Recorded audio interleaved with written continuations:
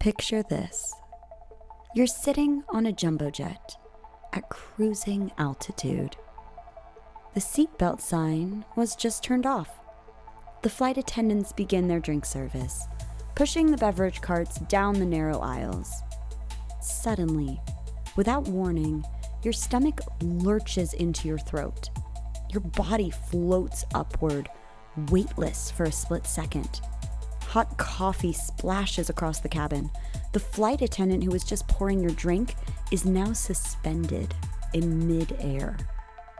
And through the window, another massive aircraft passes by. Close enough for you to just make out the individual windows of its fuselage. So stow your tray tables, fasten your seatbelts, and prepare for turbulence, because this is Final Boarding Call. Hello and welcome to Final Boarding Call. I am your disaster-obsessed host, Alice, and as always, I am joined by my reluctant homebody husband, Zach. It's me, Mr. Reluctant. Mr. Reluctant on the mic. All right. Zach, do you have any words for the people? Hello. I'm going to apologize again for my scratchy voice. Unfortunately, my voice is not coming back quite at the rate that I was really hoping. Or ever. Yeah, Zach has a theory that it will never return, and that's absolutely terrifying. It will get better, I promise, but please tough out one more episode with my, I think the podcast term for this is vocal fry. You know, like, oh, vocal fry. Before we dive in, a quick reminder to our listeners, please rate, review, subscribe wherever you get your podcasts. We are going to give out stickers for people that are rating and reviewing. You know, hopefully you rate high. I don't know, Zach, do we still give a sticker to somebody who gives us 2 stars? I'll send you some kind of sticker. We'll see. You'll receive something in the mail. we promise that. Wait for my owl. Oh my gosh. Okay. So this episode is an interesting one because it wasn't covered by like my major sources that I usually use. Because like I said when we covered the episode about St. Martin, not every episode that I want to do is some super dramatic, catastrophic, this, that, or the other. Or famous. This episode is something that was terrifying for the people that were on board of these aircraft, but it really wasn't covered very heavily in the media. So if you are a true undercover aviation nerd, this is going to be a fun one to pull out at parties because, you know, everybody really has heard of Tenerife. Not everybody has heard of the near miss of Japan Airlines Flight 907 and 958. And that's what we're covering today. My sources are simpleflying.com. They did a really great anniversary article actually about this case, as well as Wikipedia. All right, here we go. January 31st, 2001. Just 3 days after my birthday. Yes. Zach was not born in 2001. But my birthday is the Your 25th. birthday is... Not my day of birth, my birthday. That is so true. It began as any other winter day in Tokyo. At Haneda Airport, Japan Airlines Flight 907, a massive Boeing 747-400D, was preparing for its routine 2-hour journey to Okinawa. Now, Zach, we've talked about the Boeing 747 before. She a big girl, right? She is 3 C's. The economy seats are 10 across. It is 4 seats in the middle and then another row of 3. So it's a 3-4-3 configuration. So that's huge.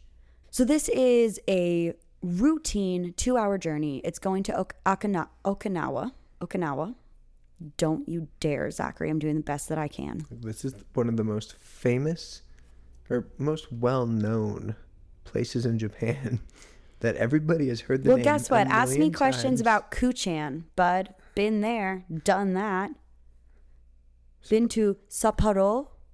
Surprised that you didn't say Tokyo like 37 times. It's Tokyo. Tokyo. I'm going to beat you up. Tokyo. Our first merch is just going to be like 19 wrong pronunciations on a shirt of like a city. And it'll just be crossed out. That would be a funny shirt. It'd be freaking hilarious. And that is my life. I'm sure we're going to have some very fun pronunciation of pilot names in here. Because you got to think, when I'm researching this, I'm not saying it out loud. So the first time that I say these names out loud is to you on the podcast, which is why sometimes it really sucks for me. Inside of the wide-body jet, 411 passengers settled into their seats. Many of them vacationers headed for Okinawa's tropical beaches. A welcome escape from Tokyo's winter chill. Okay, let's talk about our captain, eh? In the cockpit, 40-year-old Captain Makoto Watanabe ran through his pre-flight checklist.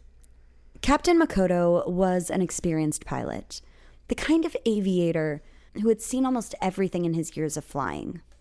Little did he know that this day would test his skills like never before. At 3:36 p.m., the enormous 747 lifted off from Haneda, its 4 powerful engines propelling the 231-foot-long aircraft into the sky. For context, that's about 2/3 the length of a football field. Meanwhile, another Japan Airlines flight was making its way toward Tokyo.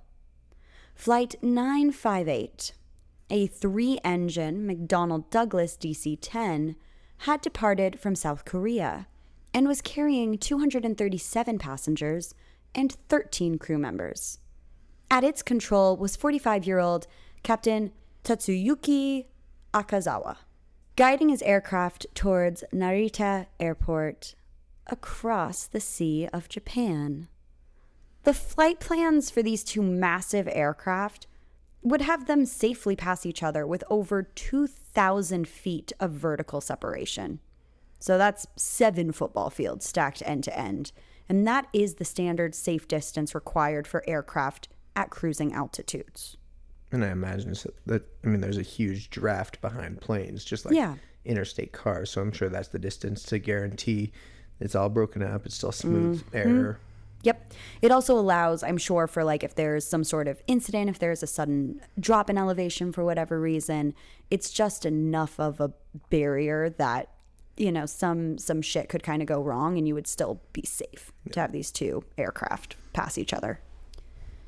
Flight 958, which is the DC-10, was cruising steadily at 37,000 feet, about 7 miles above the Earth's surface. Flight 907, our Boeing 747, was still climbing and had been cleared to reach 39,000 feet. That's pretty high cruising altitude. What passengers on either flight couldn't know was that in a control room in Tokorozawa, the stage was being set for a potential disaster. At the Tokyo Area Control Center, a 26-year-old trainee air traffic controller named Hideki Hachitani sat before a radar screen, tracking numerous flights simultaneously. Like an air traffic choreographer, his job was to ensure that every aircraft maintained safe separation in Japan's very busy skies. Standing behind him was his supervisor, Yasuko Momi. As an experienced controller, Momi was there to guide Hachitani through the complex dance of directing multiple aircraft.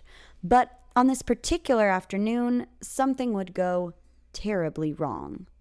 To understand what happened next, we need to talk about an incredibly important safety system installation on commercial aircrafts, the Traffic Collision Avoidance System, also known as TCAS. Zach, have we talked about TCAS before? We have. Okay, wonderful. Perfect. I am going to do a brief overview of TCAS for people that are new to the podcast.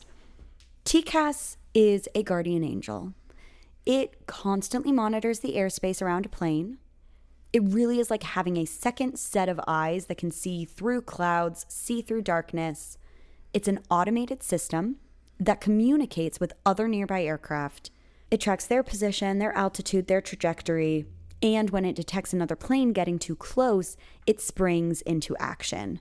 So it sounds an alarm if it feels like there is some sort of traffic coming.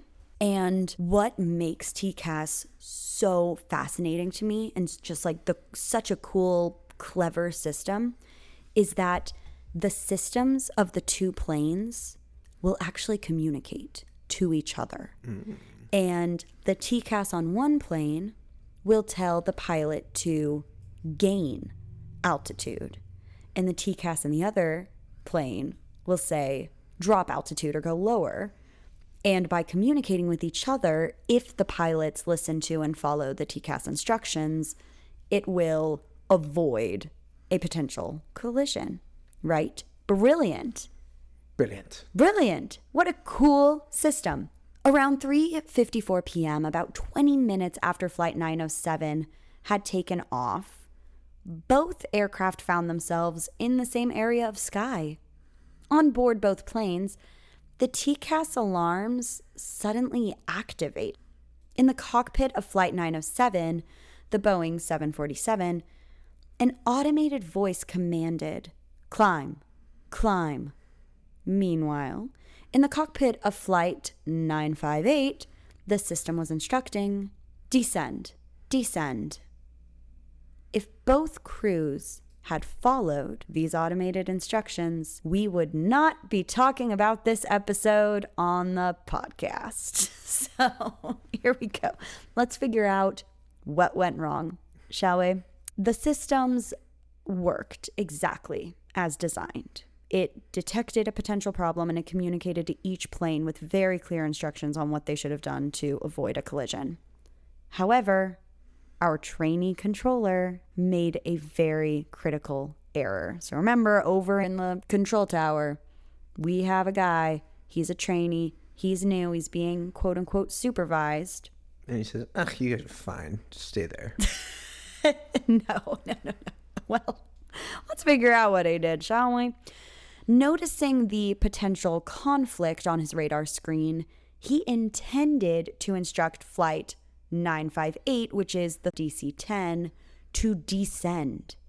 Instead, he mistakenly radioed instructions to the Boeing 747, Flight 907. They needed to climb. Yes. So if we recall 5 seconds ago, the Boeing 747's TCAS was telling it, climb, climb. So now they are getting conflicting instructions. Mixed signals, big time. TCAS says climb, and the controller is saying descend. So Captain Makoto and his crew faced an impossible dilemma. Do you follow the TCAS warning to climb, or do you listen to the human air traffic controller in your ear instructing you to descend? They had seconds to decide. What would you do, Zach? Well, even though I already know that it's the wrong choice, I would probably follow the human, because I would trust that they're making a choice more than a computer is recognizing an issue. Computers break. They freeze. They got to be turned off and back on.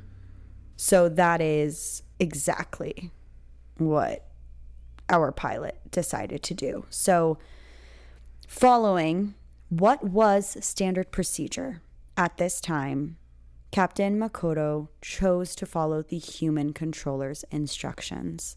He disengaged the autopilot and he began to descend his aircraft, putting both planes on a collision course, as Flight 958 was also descending following its TCAS instructions.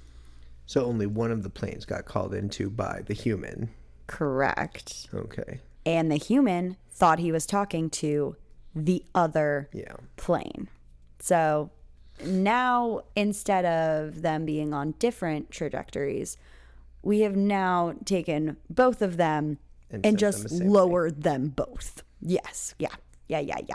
Back in the control center, Hachitani noticed something was wrong. The DC-10 wasn't at the position he expected. Trying to correct his mistake, he instructed Flight 958 to turn right. But in the chaos of the moment, this message never got through to the DC-10's pilots. Sensing the emergency unfolding, Supervisor Momi stepped in. But under tremendous pressure, she made another critical error, instructing a non-existent Flight 957 to climb. She had meant to tell Flight 907 to climb. Less than ideal. It's not great. By now, the two massive aircraft were hurtling towards each other at a combined speed of over 1,000 miles per hour. With confusion reigning in both cockpits and in the control center, the only thing standing between these aircraft and catastrophe was the pilot's ability to spot the danger with their own eyes. We'd be screwed if you were flying these planes. You're blind as a bat. But I always have my contacts in. I always got your contacts in. Imagine you're Captain Makoto in the cockpit of the Boeing 747. You're descending through 37,000 feet when suddenly, through the windshield, you spot another massive aircraft, a DC-10, which is on what appears to be a collision course with your plane. In this moment, years of training and countless flight hours crystallize into a single decision that will determine the fate of nearly 700 lives. Captain Makoto later described that heart-stopping moment to investigators. I saw the other aircraft appear to pass right to left at about eye level. While we were maneuvering to pass just below the DC-10, it appeared to fill the forward right window. That's coming up. That's like, it's there. It's pretty close. It's right there. With no time for radio communication and knowing his enormous aircraft was already descending, Makoto made a split-second decision. He pitched the 747's nose down even further. A counterintuitive move that risked causing severe turbulence inside the cabin, but it might prevent a catastrophic collision. Yeah. Why didn't he pull up? Because he was already pointing down, and it's much easier to keep it going that way. When it's that big of a plane, it takes time for it to level out and then be on an upward trajectory. Yes. And do you remember what happened in the episode from last week when the captains pulled up really, really aggressively and tried to pitch the plane straight up? Correct. Oh, where it stalls out? It stalled. It stalled. And that is exactly why he did not choose to climb, because the angle that he would have had to climb at in order to guarantee that they missed each other likely would have ended up stalling the aircraft entirely. So he had a split-second decision to make this. He decided to go down, down. We're going down, down, baby. And the reason was primarily because he was very concerned about the aircraft stalling. And that would have created another deadly situation. Let's hop into the other plane. So meanwhile, in the cockpit of Flight 958, Captain Akazawa was witnessing the same terrifying scenario from the opposite perspective. So he was seeing a massive 747 heading directly towards him. He pulled back on his control column, pitching the DC-10 upward. How lucky are they? 50-50 shot, and he made the choice and he went with it. Holy cannoli, folks. Like, that is some lucky, weird intuition that those pilots shared in that moment. So he pitched the DC-10 upward in a desperate attempt to gain altitude. The two aircraft passed within approximately 443 feet of each other, although some reports suggest that they may have been as close as 33 feet. How do we get such a varying difference in there? Reports. So honestly, you know, they are gaining this information based on elevation detail, flight tracking. They're pulling all of the data that they can. And honestly, it just depended on the source that I pulled. Some of them said it was 33 feet. Some of them said it was around 400 feet. So it just depends. Either way, I certainly don't want to be 400 feet from another jumbo jet when Going I'm 500 flying. miles an hour? Yes, absolutely not.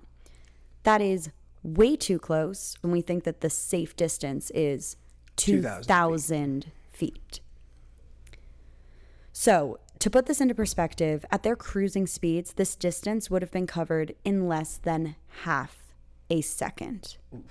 The entire evasive maneuver lasted maybe 2 seconds from start to finish. So they had 2 seconds to register, oh shit, there's a plane coming at me. I need to do something and execute the maneuver. 2 seconds. 2 seconds is not a lot of time to make that life or death decision. One passenger later told Japanese media, "I have never seen a plane fly so close. I thought we were going to crash." Yes. You were going to crash. You were. However, the pilot's quick reactions had averted what would have been one of the deadliest aviation disasters in history, period. But for the passengers and crew aboard Flight 907, the danger actually wasn't over quite yet. Inside the cabin of Flight 907, a scene of chaos erupted. When Captain Makoto executed his emergency descent maneuver, the Boeing 747 was halfway through its drink service. Flight attendants were pushing beverage carts down the aisles, pouring hot drinks. I've always wondered what those beverage carts weigh. I feel like it has to be a lot. You have to picture they're carrying, somewhere around like 100 cans of soda plus some water plus some tea. And that's why if you ever go back into like the flight attendant area of a plane, if you're like waiting to go to the bathroom or whatever, you can see they push them into these very secure locking cubbies in case there's turbulence or situations. Like you can't just have those beverage carts floating around back there. Well, I saw the locking mechanisms. I, for whatever reason, paid attention to it on our St. Martin trip. Oh, yeah. And watching them push it past me and then lock it for the next seat. Yep. They don't take any risks on those.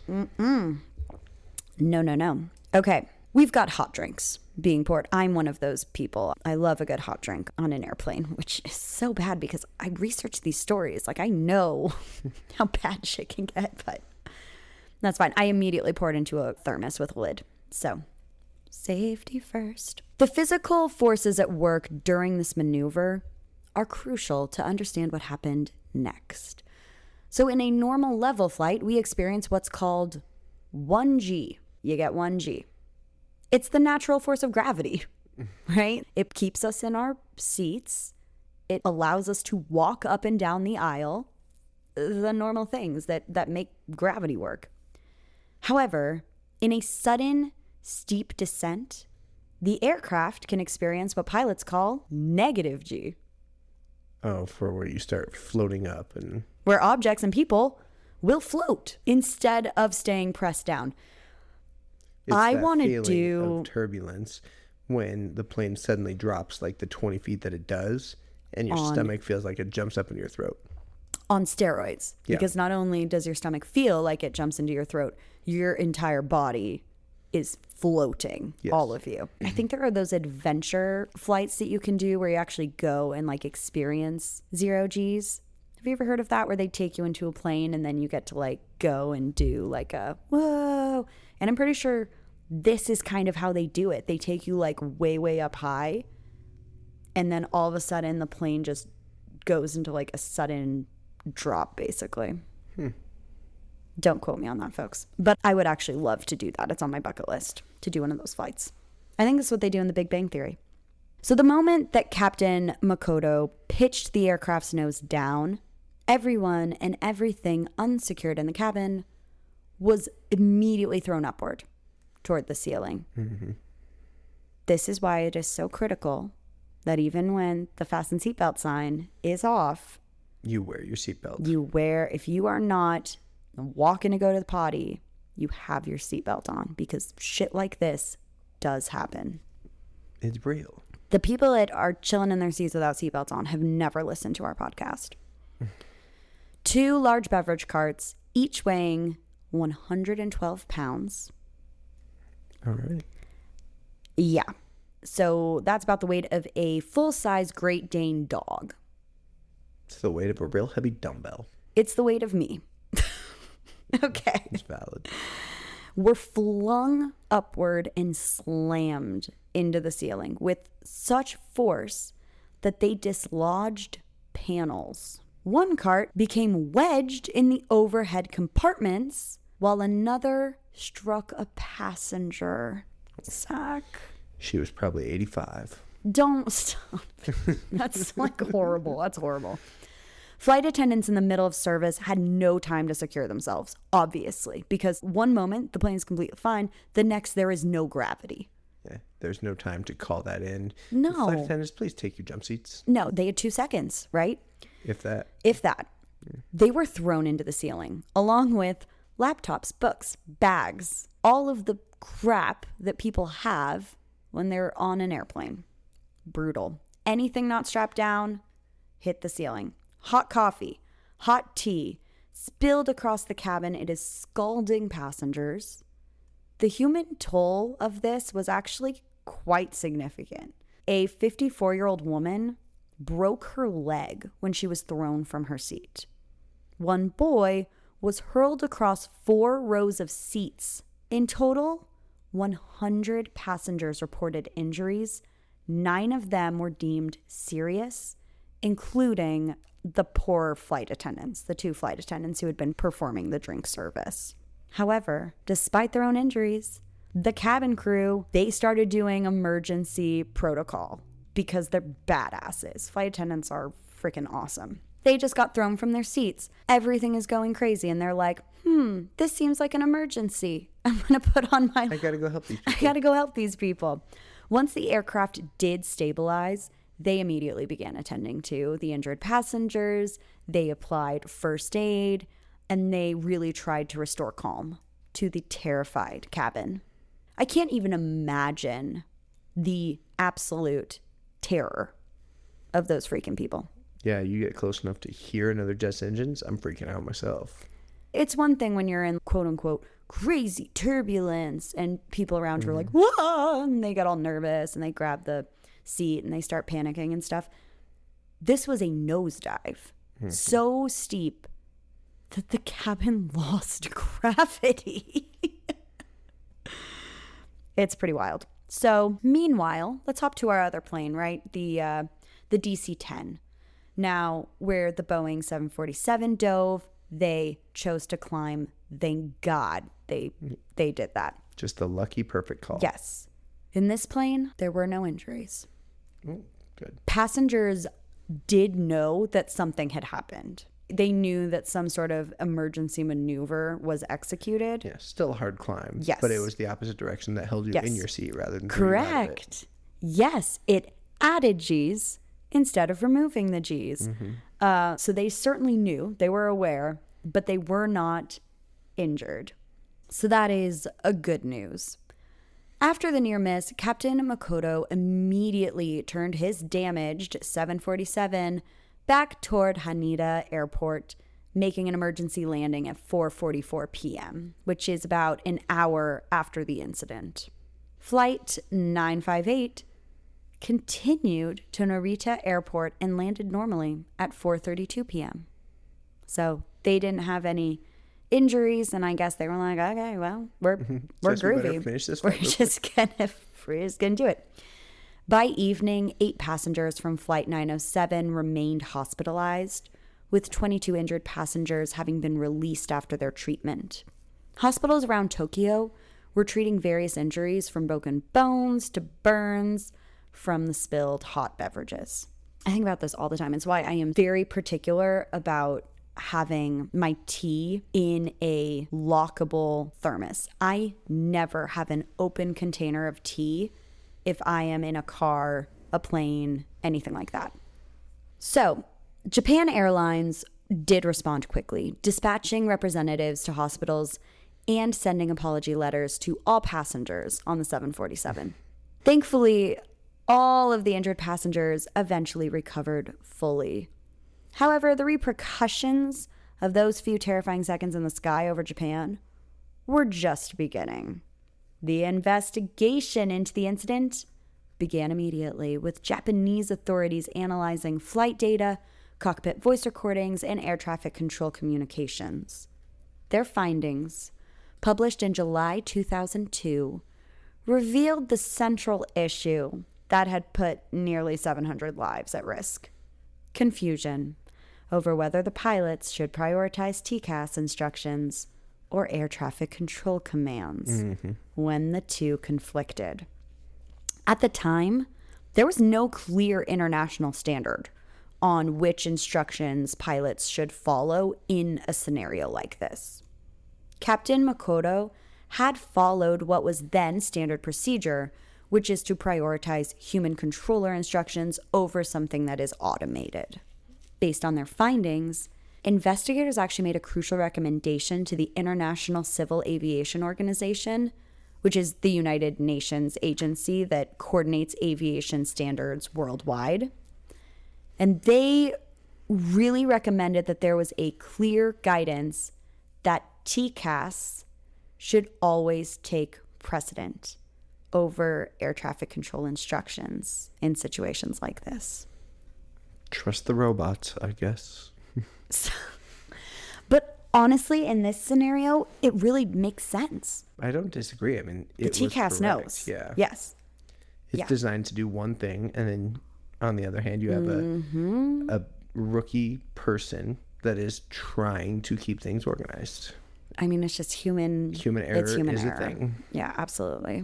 This recommendation took on even greater urgency when just months later, in July 2002, another incident would take place that was very similar to this. And I'm not going to give too many details away because it is. We're going to cover it. We're going to cover. Yeah, it's already written. This episode is already written, and it's a horrible story. I haven't told it to you because I cried writing it, and I need to work up the courage to tell it to you. Okay, so the important thing to know is that two similar incidents happen in very, very close succession. You said it was 2001 to 2002? Yes. So the incident that we're talking about happened in 2001. And then in 2002, There's another, yeah. Yes. Even though that one was actually not a close call. That one was a really devastating incident. Okay. Or so we'll find out in one of our episodes. You guys will find out. It's going to be a rough one. Following these two incidents, the International Civil Aviation Organization amended its regulations. So the new rule made it clear pilots must follow TCAS, even if they do conflict with air traffic control instructions. Today, this protocol is really standard worldwide. When pilots receive a TCAS warning, they follow that first, then inform air traffic control that they are responding to a TCAS advisory. This clear hierarchy of comments has undoubtedly prevented similar incidents from happening.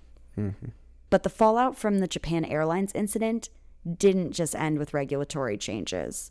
In an unprecedented move, Japanese authorities brought criminal charges against the air traffic controllers involved in the incident. Oh. That's a rough first day on the job. I hate that too, but you know. Yeah, but like people almost died, a whole bunch of them.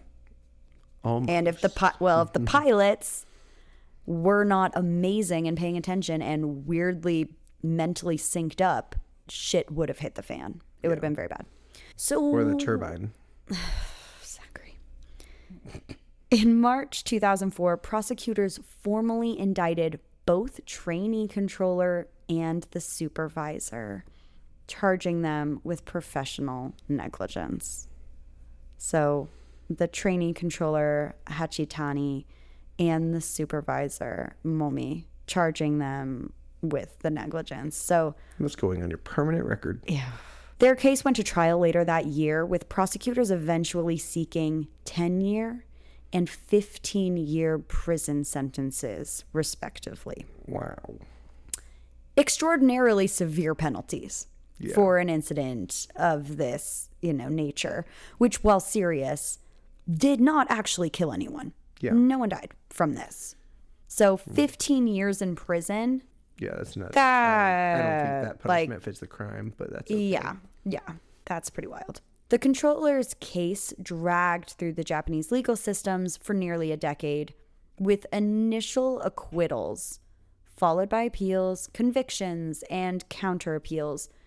In October 2010, which is almost a decade after this happened, Japan's Supreme Court upheld guilty verdicts against both controllers, sentencing them to suspended prison terms. Japan doesn't fuck around. They take their prison seriously. They really do. Yeah. Like they actually do. The criminal prosecution of air traffic controllers was highly controversial within the aviation community. Many experts argued that criminalizing errors in high-stress environments would discourage reporting and transparency, which are essential elements of aviation's safety. Yeah. I agree. Yeah. It's a choice. The near collision of Japan Airlines Flight 907 and 958 represents one of the closest calls in modern aviation history. If not for the quick reactions of the pilots and some extreme luck, it would have been one of the deadliest air disasters of all time. Yeah. Period. Because that makes it, what, about 700 people? Yes. Okay. Yes.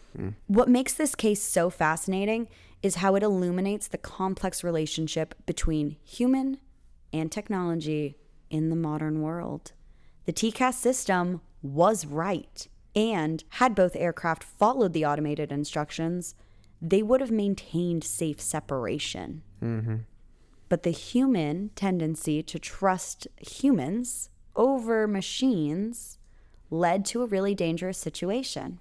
The incident changed aviation forever by really establishing a clear hierarchy in these situations. And the change of using TCAS, it reflects a subtle but significant shift in how we balance human judgment over technology safeguards.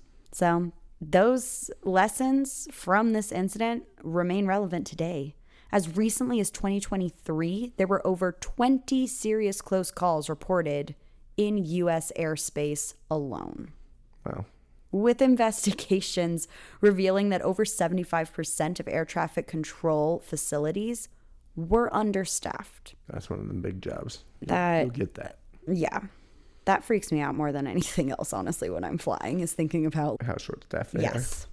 They are stressed. There are reports of rampant alcoholism happening in air traffic control. Cocaine. It's like really pretty insane. We'll do an episode actually on the dark side of air traffic control as a career, because it's the number one suicide job in the world. I believe it is. It's pretty insane. The challenges of managing our increasingly crowded skies continues to evolve, and the role of an air traffic control employee, critical. One of the most high stakes but important jobs in the world. Okay, so if there's one lesson that we can take away from this incident, Zach, it is that you should keep your seatbelt fastened at all times on an airplane. Unless you are getting up to go potty, please wear your freaking seatbelt. If not for you, for the person whose lap you're going to land into when your aircraft goes into negative G's. They're not going to like that either. No, they'll be less than thrilled. The negative G's are temporary, folks. Brutal. All right, Zach, that is our story for today. All right. Well, that is one that, I don't know, I'm just picturing feeling the negative G's myself. I feel like it would be fun. And then picture hot coffee splashed in your face. Well, guys, quit drinking coffee. It's silly. Grab a Red Bull. Oh my God. Okay, full Red Bull can to the face would also be not fun. All right. Easy wings. You could fly yourself at that point. Oh my gosh. All right, folks. If you enjoyed this episode, please rate, review, and subscribe wherever you get your podcasts.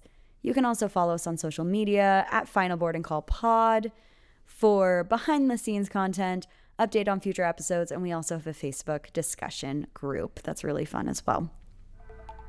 Join us next time when we will be exploring another transportation disaster that changed safety standards forever. Until then, remember to stow your tray tables, fasten your seatbelts, and prepare for the unexpected, because not every trip reaches its final destination. Goodbye.